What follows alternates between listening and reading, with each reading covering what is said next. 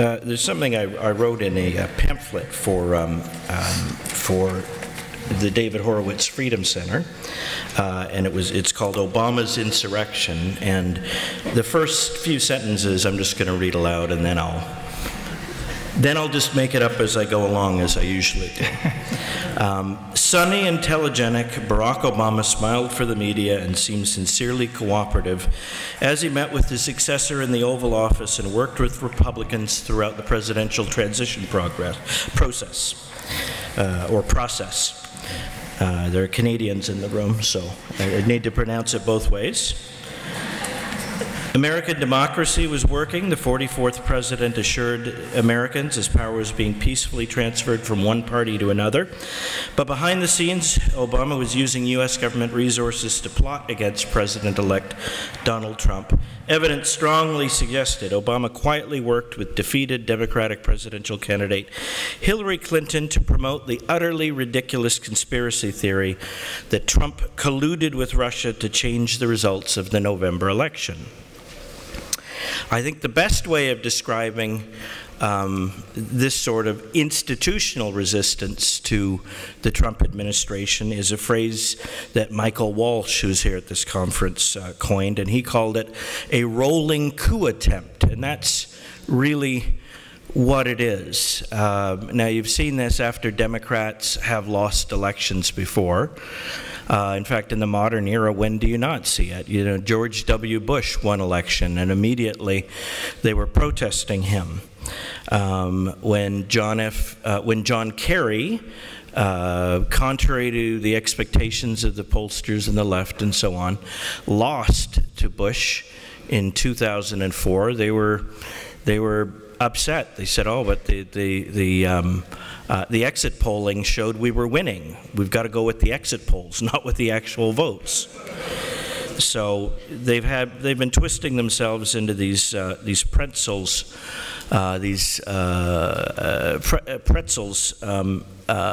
for a long time. But this time, it seems different.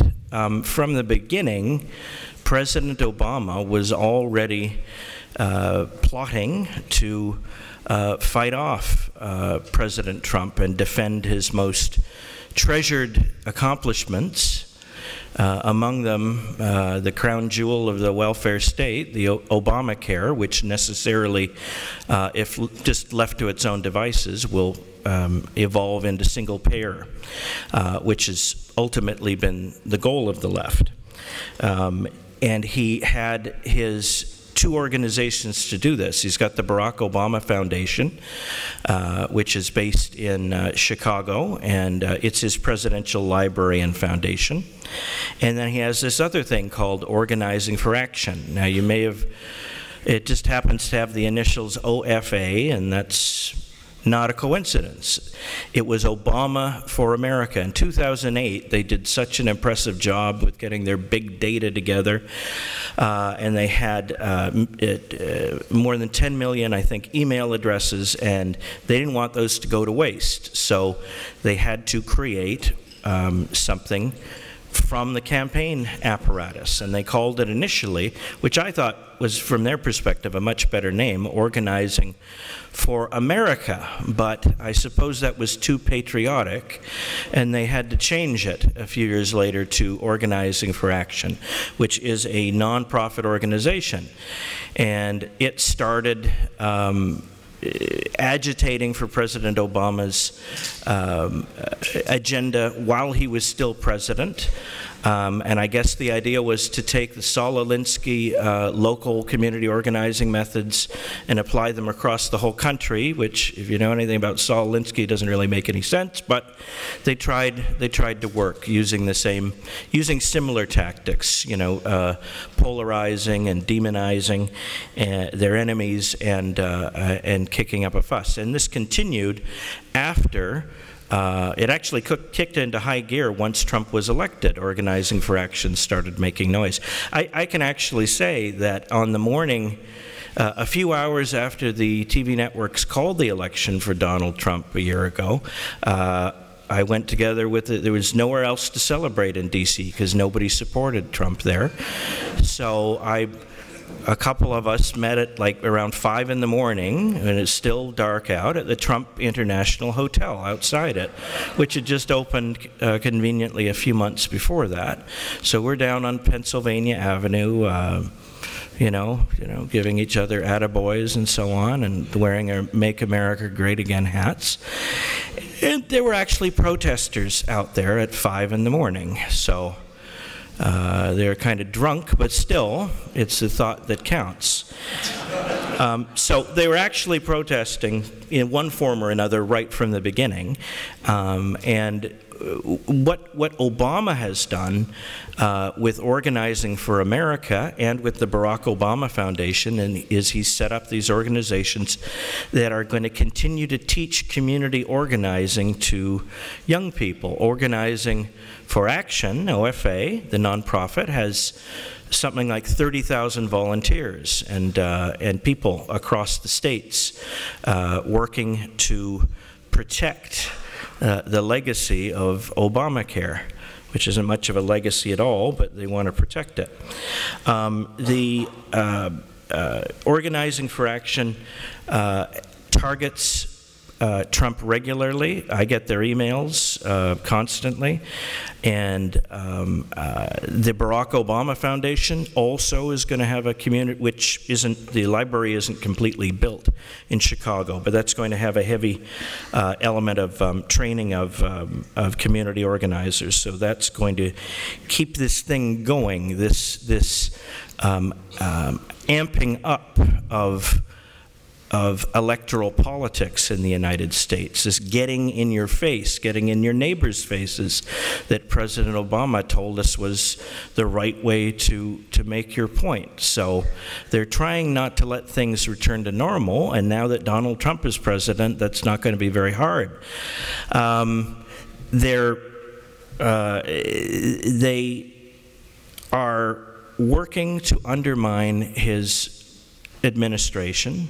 I don't think that's a surprise to anybody in this room, just as they have been working inside the government in what could be called a shadow government that you've got within the bureaucracy. The resistance has been tremendous to President Trump. Just naturally, without any checks from George Soros coming in, there have been hundreds of resignations at the Environmental Protection Agency, which is awesome. I just wish they would start resigning at the Department of Justice and the other key reservoirs of federal power. That would be really wonderful.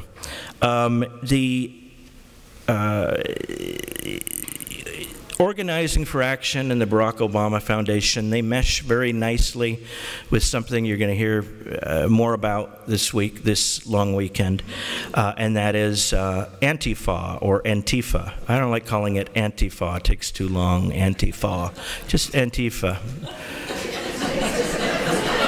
It's like Churchill didn't call them Nazis, he called them Nazis. So, you don't always have to be respectful, and it pisses them off if you do little passive-aggressive things like that. But the goal of these people, the Obama-led resistance effort is being led from his house. I live in Washington, D.C. He lives about less than a mile south of me. He lives on Embassy Row in Kalorama, a very nice neighborhood in a multi-million-dollar mansion that he bought from Joe Lockhart, the former press secretary, and Valerie Jarrett supposedly lives there too. This is the first, just as a level, as a demonstration of Obama's degree of commitment, he has stayed behind in Washington, D.C. And this is unusual for U.S. presidents. Normally, once they finish their term of office, they leave. Harry Truman didn't even have Secret Service protection when he was escorted to the train at Union Station, and basically nobody said goodbye to him because everyone was so glad to be rid of him. But there's a certain, dignity in that, in recognizing that you don't have power anymore and that you're not a player. They return to their private lives. Barack Obama refuses to do that. And obviously someone who really refuses to do that is Hillary Clinton, who just will not shut up. She also has been part of this, I guess you'd call it institutional resistance. The National Women's Day March, which was co-organized by a leader from the Council on American Islamic Relations, Linda Sarsour. All of these groups together, Black Lives Matter and the remnants of Occupy Wall Street and Antifa and various feminist groups, they're all working together to undermine a duly elected president of the United States. And this is nothing new for conservatives or Republicans to deal with, but in the Obama era, there's something that's just, or in the post-Obama era, there's just something that's a little bit more scary about it, because they're very serious and they have the resources of the government that their allies can use to undermine President Trump. Like, when was the last time President Trump got to tell a dirty joke in secret in the White House? He can't anymore, or maybe he can. But seriously, nobody can keep a secret, it seems, in the White House. President Trump, you don't need to be reminded, is undermined at every turn. So the resistance to the Trump administration is deep, and it's very intense, and it's very dangerous in a democracy. And it's not going away anytime soon, and we have to be aware of it. And if you have an opportunity, condemn it. What the hell? Write a letter to the editor. We have to be on guard against this kind of thing, because it's new in the American experiment in self-government, and it's not a good thing. Thanks.